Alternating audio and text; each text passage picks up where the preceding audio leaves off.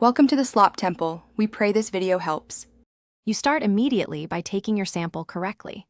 Collect 5 to 10 milliliters from mid-tank or a recently run faucet to avoid surface contaminants. Once done, use a clean, chemical-free vial so residues don't skew results. That matters because trace surfactants change readings. Make sure to label the container with time and source and move to testing within 30 minutes. Delays cause dissolved gases and reactions to alter the chemistry. You proceed by running one assay at a time, typically starting with nitrates, then nitrites, pH, and ammonia.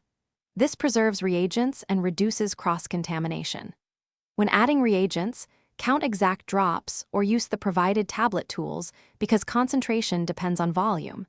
Gently invert or swirl to mix rather than shaking vigorously.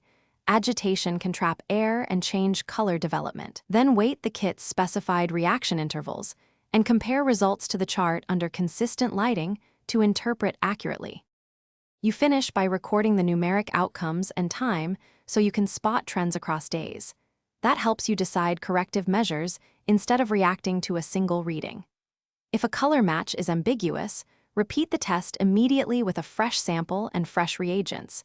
Variability often comes from degraded chemistry or sample contamination. And if odd readings persist, verify reagent expiration and replace them. Then retest to confirm whether the... Thanks for watching. Consider subscribing if we helped you.